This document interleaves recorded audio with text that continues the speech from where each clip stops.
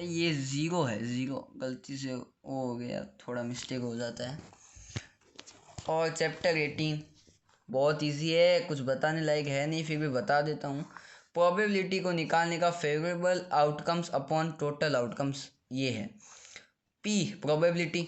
अब अगर प्रोबेबिलिटी होना संभव है, एकदम संभव है, तो फिर 1 - P A, और ना होगा तो PA 1 - PA। अब ये इसमें फ़र्क क्या है? फ़र्क कुछ नहीं है, ये आपको A को ऐसे शो करना है, बस इतना ही फ़र्क है।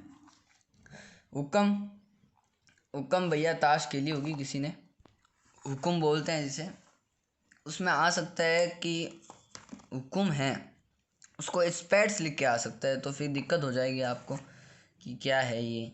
तो बता देता हूँ, इंग्लिश नेम बताया मैंने, स्पेट्स। चिड़ी, क्लब्स, ईंट, डायमंड, पान, हार्ट, ये तो सबको पता होगा क्योंकि उसका शेप ही ऐसा ही होता है, बहुत इजी है। उसके बाद एक बताता हूँ मैं कि अपन ने एक कॉइन को टॉस किया तो उसकी प्रोबेबिलिटी क्या होगी कि हेड आए। हेड आए तो प्रोबेबिलिटी क्या होगी? H, T और T, H, ये उसकी प्रोबेबिलिटी है। हेड कितनी बार आ गया? हेड एक बार गया।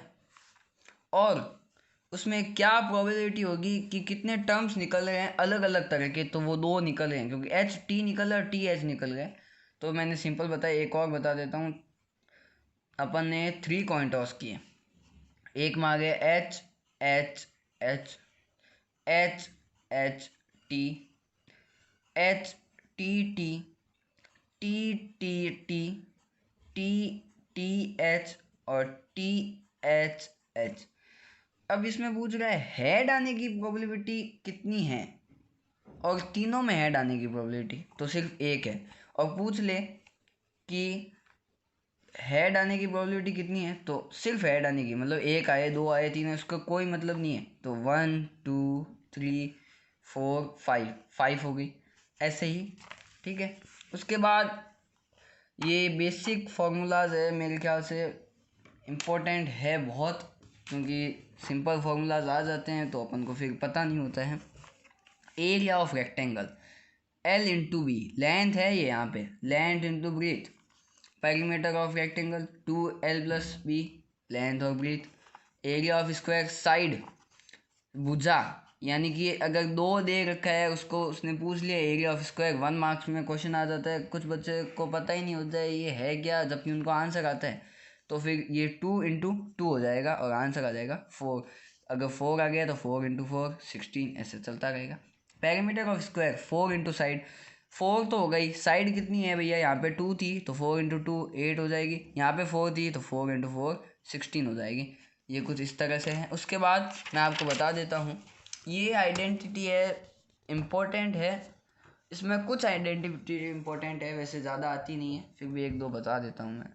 मोस्ट वैसे नहीं है, लेकिन अगर आप कभी कभी ऐसे लिख देते हो कि जैसे कुछ आया हुआ है कि 2 + 3 का होल स्क्वायर, तो आप अगर ऐसे लिख देते हो कि इसमें ये आइडेंटिटी लगेगी A² + 2AB + B², तो उससे एग्जामिनर जो चेक कर रहा है कॉपी, उस पर इफ़ेक्ट पड़ता है कि कुछ बच्चे को पता है A+B², A² + 2AB + B²। इसको एक और तरीके से लिख सकते हैं, A² + B² + 2AB, A - B², A² + B² - 2AB, ये वाला, यहाँ पे प्लस है यहाँ पे माइनस है। वैसे इसको भी ऐसे लिख सकते हैं, इधर इधर A² - 2AB + B²। अब यहाँ पे इसको एक बार छोड़ दो, यहाँ पे देखो A² - B² = A+B, A - B, ये तो बहुत सबको पता है, ये याद भी रखनी है आपको, ठीक है ना, यह तो आती रहती है, बता देने से एग्जामिनर पर इफेक्ट पड़ता है। A² + B² = A+B whole square - 2AB, ठीक है। ये इतनी इम्पोर्टेंट है नहीं, वैसे ये इम्पोर्टेंट है, ये इम्पोर्टेंट है, ये 3 इम्पोर्टेंट है, फिर भी आप देख लीजिएगा, ये कुछ ऐसी आइडेंटिटीज़ है। और ये एक बता देता हूँ, X + Y + Z ये = 0 होगा, ठीक है ना।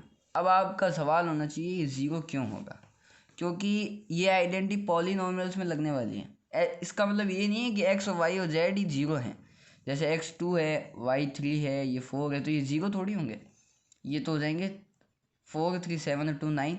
लेकिन ये मैंने बताया है कि पॉलिनोमियल्स में ही लगेगी आइडेंटिटी, और कोई भी चैप्टर में नहीं लगने वाली है। और ये 10वां देख लो एक बार, ए cube B cube C cube, इतना ज़्यादा याद रखने की ज़रूरत नहीं है, लोड मत लीजिएगा। और एक बार आपको बता देता हूँ मैं, बहुत ही बढ़िया तरीके से मैंने आपको फॉर्मूलाज कराए हैं।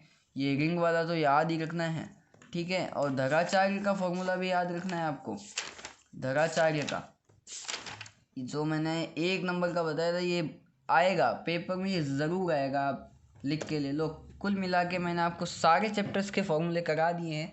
और जो 10, 11, 12, 13, 14 उसके फॉर्मूलाज है नहीं, फिर भी मैं आपको बता देता हूँ, एक क्वेश्चन नहीं छोड़ना है आपको पेपर में, ठीक है। Best of luck. और मैंने आपको कहा था कि इम्पोर्टेंट क्वेश्चन कराने वाला हूँ, और वो देख लो इधर, बहुत इम्पोर्टेंट है, ये क्वेश्चन आएगा, लिख के ले लो, ये क्वेश्चन आने वाला है।